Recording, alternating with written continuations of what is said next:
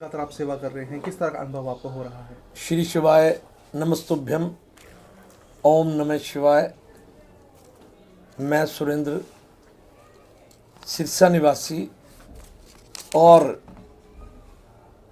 परम सौभाग्यशाली मानता हूँ अपने आप को कि मुझे आज जो आयोजन चल रहा है 25 तारीख से शिव महापुराण का पाठ्यन और जो हमें उपदेश मिल रहा है परम पूजनीय श्री प्रदीप मिश्रा जी के मुखारविंद से, उसमें मुझे अपने साथियों के साथ कांडा बंधुओं ने मुख्य जिम्मेदारी दी इसके आयोजन को सफलतापूर्वक निभाने की। सच बात अपने मन की कहूँ तो ये एक अद्भुत हम लोगों का स्मरण कहें, संपंदन कहें या एहसास कहें कि बाबा जी की, तारा बाबा जी के सानिध्य आशीर्वाद के तहत और श्री प्रदीप मिश्रा जी के जो आशीर्वचन मिल रहे हैं इस सिरसा की जनता को, आसपास के सभी निवासियों को, वह तुलनीय है। ये एक बहुत बड़ा आयोजन और बहुत बड़ा सौभाग्य है सिरसा का कि उसकी धरा पर, और मैं कहूँ तो हरियाणा में सबसे पहली कथा ही सिरसा में प्रदीप मिश्रा जी कर रहे हैं। कुंभ बनता जा रहा है सर, दूर दूर से श्रद्धालु आ रहे हैं, सब कुछ कैसे मैनेज हो पा रहा है? जी, सब ये शक्ति जो है भोले भंडारी की है, सिद्ध पुरुष बाबा तारा बाबा की है, हमारे जो पूजनीय प्रदीप मिश्रा जी है उनके आशीर्वचनों की है कि उन्होंने मुझे अपने इतने संबल साथी दिए जो इस व्यवस्था के पूर्णतः कर्णधार बनकर अपने अपने सेवा के सेक्टर को निभा रहे हैं। जैसे लंगर सेवा का सेक्टर है, लगभग प्रथम दिन जो 25 फरवरी का था उस दिन अटूट भंडारा सुबह 7:30 से लेकर रात को 10 बजे तक चला और प्रभु कृपा से 50,000 से अधिक वहाँ लोगों को लंगर प्रसाद भंडारा करवाया गया। और अभी भी एवरेज में प्रतिदिन 30,000 प्लस लोगों का भंडारा, सुबह का नाश्ता, दोपहर का भोजन और रात का खाना, और अटूट चाय की सेवा, चाय का लंगर सुबह 6:30 से लेकर रात को 10 बजे तक इस कुटिया में चल रहा है।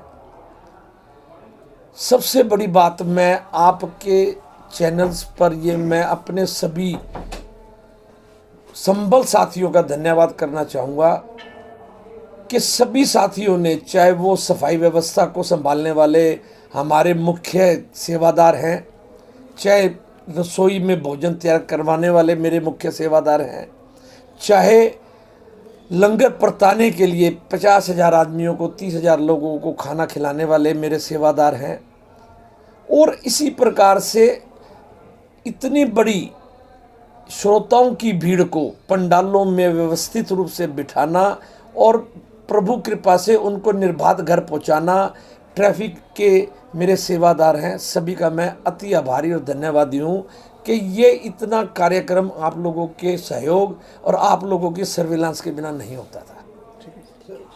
लगातार आज चौथा दिन है कथा का, इसमें आपकी मंडली जो सेवा कर रही है, आपको कैसा महसूस हो रहा है 4 दिनों के दौरान? महसूस तो आनंदित है।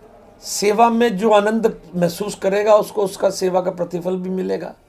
और जहाँ तक बात है, सेवा किसी भी स्वार्थ के अधिभूत होकर नहीं की जाती, और ये भी बात हमने अपने बुजुर्गों से, महर्षियों से और सभी साथियों से सुनी है कि की गई सेवा का फल जरूर प्राप्त होता है।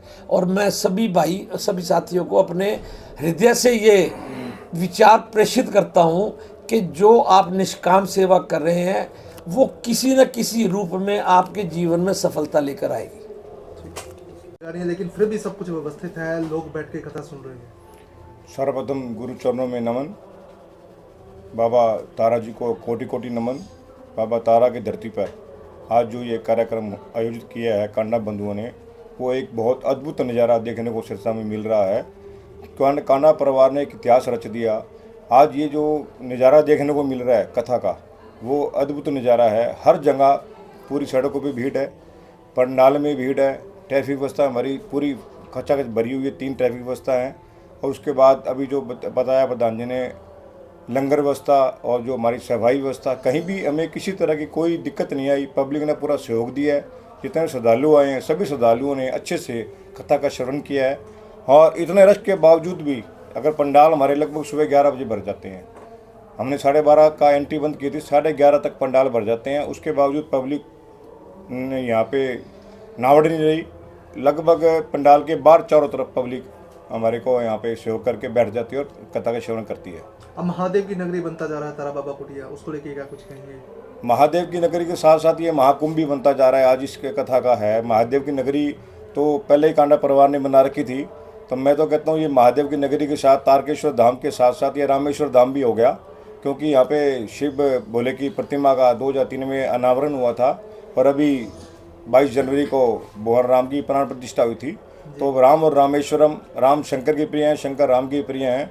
तो भगवान यहाँ पे साक्षात विराजमान है, गुरु की धरती है।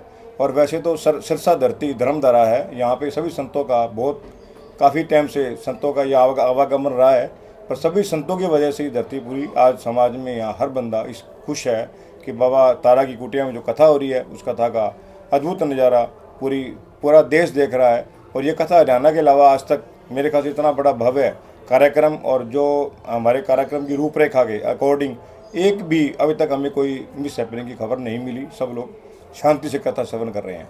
अच्छा, रात का माहौल सर कैसा रहता है? दिन भर तो कथा चलती है, रात को जो श्रद्धालु है झूमते हैं, गाते हैं, शिव भक्ति में नाचते हैं, क्या कुछ कहना चाहेंगे? रात का महोत्सव के बारे में आपको बताऊं तो अद्भुत नज़ारा है रात का भी, दिन का तो है ही। परसों रात को हमने यहाँ अपने राम बगीची है कुटिया के अंदर, वहाँ श्रद्धालु पूरे देश से आए हुए हैं, जगह जगह से श्रद्धालु आए हुए हैं। लगभग वो श्रद्धालु सारी रात सोते नहीं हैं, सत्संग भजन कीर्तन करते रहते हैं। तो गोविंद कांडा जी ने भी परसों उनके साथ मिल के भजन कीर्तन आनंद लिया। लगभग हम रात को 1:30 बजे तक कीर्तन करते रहे हैं। उन कीर्तनों के अंदर झूम पूरी मस्ती है, भोले की नाम की। हर बंदा फुल मस्ती में झूम रहा है।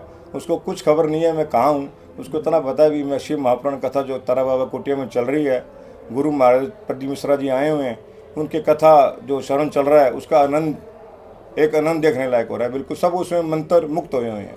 मतलब कोई दिन कोई रात नहीं, शिव भक्ति में ही पूरा दिन, शिव भक्ति पूरा दिन पूरी रात शिव भक्ति और कुछ नहीं है। और सभी लोगों को बड़ी व्यवस्थित ढंग से वहाँ पे कोई दिक्कत आई, किसी को कंबल की हो तो कांडा परिवार की ओर से उनको पूरे कंबल वितरित किए गए हैं।